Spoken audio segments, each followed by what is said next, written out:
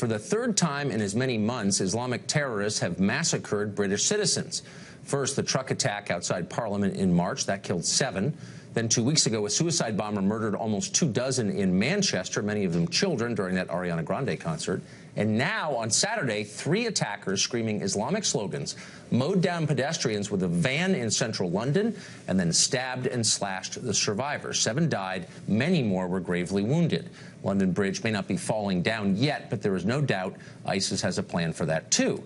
Islamic terror attacks have become common in recent years, depressingly common, and each one provokes exactly the same response. Our leaders in government and the media tell us they're angry, and clearly they are, but at whom are they angry exactly? They shake their fists at the terrorists or the militants or the extremists or whatever the euphemism of the day happens to be at the time, and then they pledge that whatever happens, our civilization will never be bowed or shaken, although clearly we are both. But then they quickly turn their attention to the group they actually hate the most, far more than any terrorist, their critics. Anyone who dares question their leadership or criticizes their flaccid, mindless response to Islamic terror, those are their real enemies. Here, for example, is the response that Donald Trump got when he dared to point out that, to a large extent, terror in the West is an immigration problem. Well, the president doesn't want us to be politically correct, right? So let's not be PC about this. Is the president trying to provoke a domestic terrorist attack with this Twitter rant, because only to prove himself right? There are serious concerns about this president's mental stability. President Trump has been commenting on the London terrorist attack via Twitter. One of his posts in the past few hours had, quote, "We must stop being politically correct and get down to the business of security for our people. If we don't get smart, it will only get worse." Do you feel the president is trying to perpetuate fear of terrorism by tweeting the way he has today? When was the last time you heard anyone on the left talk that way about Islamic extremism? Now, nobody on television openly defends ISIS, of course. ISIS is impossible to defend.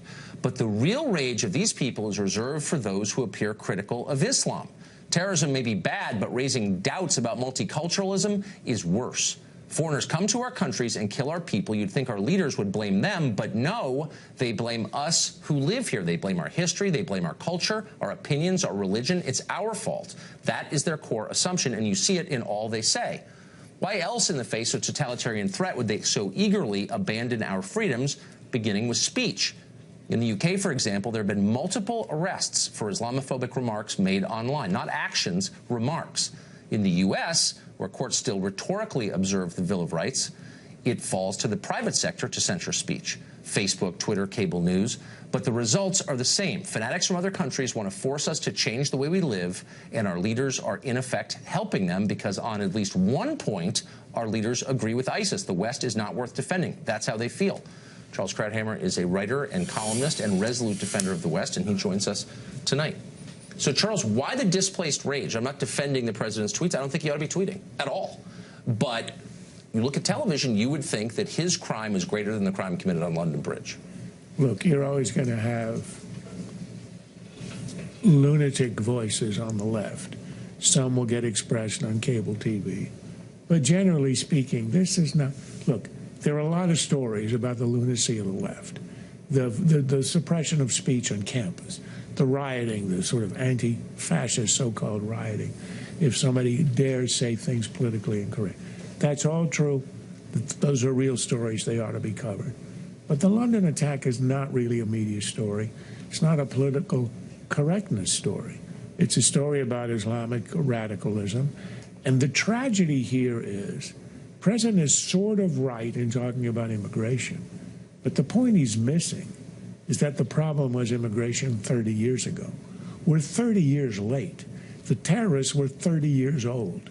This was a failure, and it generally is a failure, of assimilation, integration of these immigrants by mostly Europeans over the last 30 years, which is why it is not amenable to solution. Well, but it is in this country because, of course, Europe is at least 30 years ahead of us on the same immigration path. And so you could, if you took it seriously, prevent to some extent what has happened in Europe. But it is also a political story when people are being arrested for criticizing a religion or voicing their political views. I mean, that is actually happening in Europe and has for a while. They don't have the First Amendment. We don't have the same problem of assimilation. America is blessedly different in this regard, which is one reason why you have an epidemic of radical Islamic terrorism in Europe, and you don't have it here. And the one major attack, the one catastrophic attack, was entirely from outsiders who worked their way through our system. Here, what is the characteristic of the European attacks, so tragic and so hard to deal with, is the fact that these are British citizens raised in a country, second generation. Here are second generation immigrants, generally speaking. I'm not speaking about the Muslims in particular. Assimilate. That's the story of the Jews, the Italians, the Poles. And the third generation is so assimilable, you can hardly tell.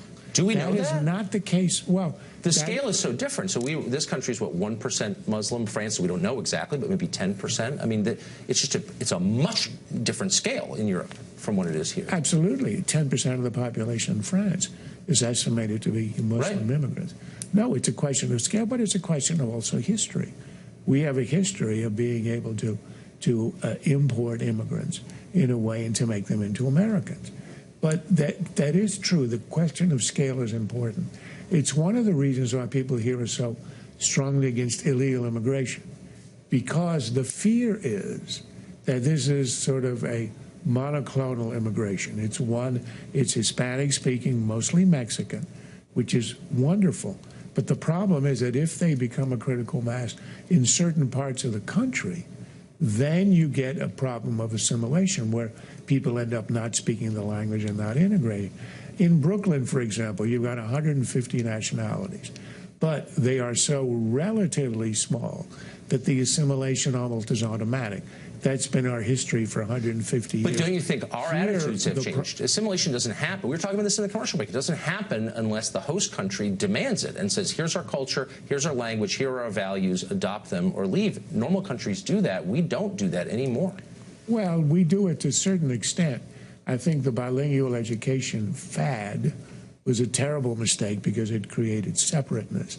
When you add to that the monoclonal immigration, meaning it's not from around the world, it's not from, equally distributed the way it was 100 years ago at Ellis Island, but it is mostly Hispanic speaking, and you end up in a community where you don't get to learn English. That, I think, is the problem. But you're right. There is a loss of spirit in the West, not so much in the U.S. as in Europe, where we don't believe in ourselves, where our history is flawed, where we teach our kids all of the sins of the American Republic and none of the glories. When you do that for a long enough time, you end up with a generation that doesn't know why they should be proud to be American. Well, exactly. And why they should be defending America. We are not anywhere near there, but that's the danger. It seems like we are. I mean, what are our shared values? If you believe in multiculturalism, then by definition, you're not going to rise to defend your culture because it's equal to every other culture. Well, it depends how you define multiculturalism. I mean, we are a multicultural nation, and we accord respect to different religions, ethnicities, languages. It's when you say that our own history is so corrupt that our tradition is the one that is uniquely the one that is not worth learning. That's when you run into problems. What? I don't think we're near there, but there is a danger, and I think we need to be very careful how we handle that, or we could raise generations that don't know why they should be proud to be Americans and why they should be Americans. I hope we're as far from that as you say. Charles Kramer, thank you. My pleasure. Turns out that Karam Butt is one of the London Bridge attackers, apparently, was featured in a recent British documentary called The Jihadist Next Door. Fox News has not yet confirmed that it was him in the video, but Sky News, CNN, the New York Times, and Channel 4 have all reported it is, in fact, him. In any case, the man appears in the documentary attending a rally in a park where a radical preacher predicts that one day the entirety of Britain will be ruled by Sharia law. Watch this. The only English white person who's a non-Muslim was part of our group. But because he's white and he's English, he can go. But all of us that were just praying, we have to stay. This is the reality. This is the reality. This is the reality. Don't forget all the laws and all this. This is the reality. There's no reason for us to be detained. There's no evidence. We were just praying. We can't pray as well. Once again, it looks like this man's extremism was obvious for years, but the attack it caused was somehow a surprise, as it always is. President Trump is using the London attack to lobby for the return of his travel ban that would affect 6 countries. Muslim-majority countries. On Saturday night, the president tweeted this: "We need to be smart, vigilant, and tough. We need the courts to give us back our rights. We need the travel ban as an extra level of safety." And today he wrote this: "People, the lawyers, and the courts can call it whatever they want to, but I'm calling it what we need." And what it is: a travel ban. A travel ban is a toned-down version of what the president called for on the campaign trail in 2015.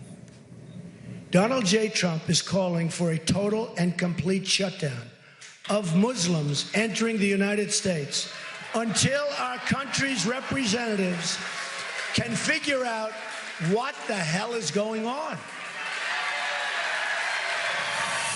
Mustafa Tamiz is a Democratic strategist and a former consultant to the Department of Homeland Security, and he joins us tonight. Thanks a lot for coming on. Now, all the focus has been on the president's motives in this. What does he really mean? What does he desire personally? And I guess I would say that's unknowable, as it always is with people's motives. The question is, does the country deserve a higher level of protection in light of what we're watching happen in Europe? And I don't see how we don't deserve that.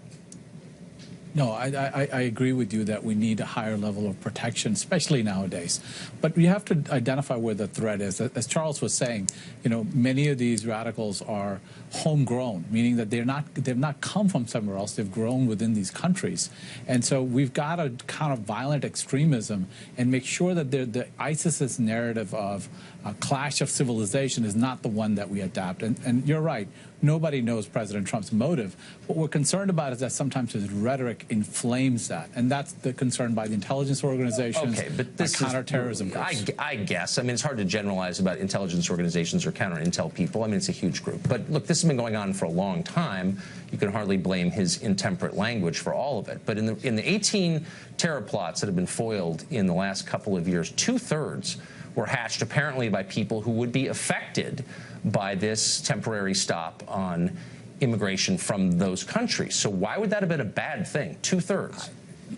Look, I don't know. Like, Cato Institute did a study, and they looked at people from 1975 to 2015, and, you know, 3.5 million refugees have come here. Not a single one has committed a terrorist attack. So that's just a big number. And so we have to do this as the world is, rather than the way sometimes maybe the president and others might want to see it. This is not a clash of civilization. We've got to effectively, from law enforcement and intelligence and human intelligence, go after the threat. And doing the travel ban is not the most effective way. And that comes from look, I'm sorry, you threw out a country. fake statistic. I don't know if some think tank gave it to you, but I mean, here are the actual Cato numbers Institute on this. is a notable think tank on the conservative side. I'm not attacking. I'm just saying, here are the actual facts. May 17th, 2016, two guys from Somalia busted with bomb-making material. November 16th, another guy from Somalia, Ohio State attack, as you know. September 16th, another Somalian. Here's another Afghan, Somalian, Iraqi, Somalian, Iraq, Sudan, Iraq. I mean, this is all within the span of a year, people arrested for terror plotting. Look, I'm not impugning everyone from Somalia. I'm just saying this is real. Well, the real threat is homegrown terrorism, which we have to go after. Charles is right. When Charles was talking about that this is second, third generation in Europe that have not assimilated. And one of the reasons why the assimilation hasn't occurred is Europe created a hostile environment for those people that were coming into this country. And what we don't want to do is we make the United States. You know what? I'm sorry. I just can't. I can't let that stand. So you're saying that people attack the West because the West somehow isn't nice enough to them? Welcoming them into. Yeah, you just said that. You said, come on now, I'm trying to keep this civil. But I've got to say, it's grating to hear someone say that they face a hostile environment when they're brought over here at public expense and subsidized. Like, how is that hostile? I'm missing that. Look. If you study counterterrorism and you look at Europe, what's made the environment really bad is many of these folks don't feel like they have opportunities and creates a false narrative. What the beauty of America is our hyphen. The first day that you land into the United States, you're an Italian American, you're an Irish American, you're a Jewish American, you're a Muslim American. That hyphen allows everybody to have their American identity. And that is something that Europe doesn't have. You have second, third, fourth generation people there that still consider themselves from the land that they came from. And that's the Brits' fault. So the people who were murdered in Manchester, their kids, it's their fault because they just weren't welcoming enough? Like, what are you saying exactly? what I'm saying is that we have to learn from their experience and make sure what we do here doesn't take place. What we do? You know, America, they let in all these people who are now trying to kill them, and it's their fault. What's different is that we are a country of immigrants bred from religious freedom. Those are our cornerstone principles, and that principle has allowed us to grow and flourish for over 200 years. Okay, this is I'm something fully that we aware should of build that. a nation on. But are you saying that Muslims don't experience religious freedom in Great Britain? Look, what I'm telling you is saying? based on Exactly. What I'm saying is that terrorists want to hurt and kill us, and the way they do it is by dividing. They're looking to recruit people that are within these countries. Online, there are recruiters that are looking for people that feel like there is a wedge in society.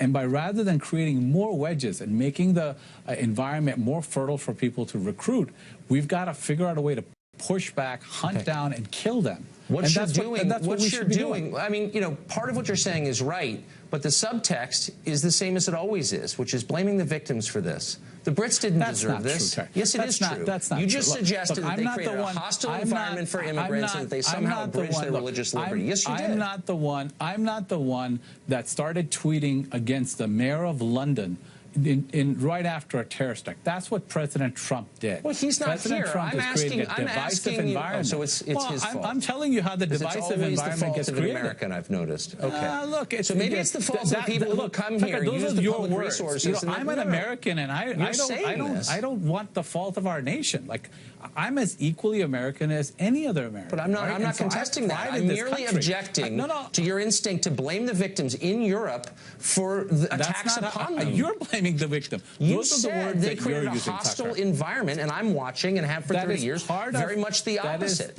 That is part of the challenge, because when you want people to assimilate, it's a two-way interaction. The people coming in the country have to want to assimilate, and the nation, the host nation, has to assimilate them. So when 2, 3, 4 generations go in and the assimilation is not occurring, we have to figure out, you know, what the problem is. The beauty of our nation is that people assimilate much faster than in Europe because of the American hyphen. If we complain about refugees or immigrants coming in from a certain region, then we're somehow abetting terrorism. It's a fantastic rhetorical trick you've devised to get people to shut up, but it doesn't work with me. I think you're playing I'm not trying to shut you up, Tucker. God forbid I'm trying to shut you up. But you're saying basically anybody who complains is abetting ISIS. That's what you're saying. Not true. That's what you're saying. These are your words. These are not my words. These are your interpretations. This is where the wedge begins to know what you're saying. I'm not that smart, but I know what you're really saying. I'm not sure if it's clever or... Okay.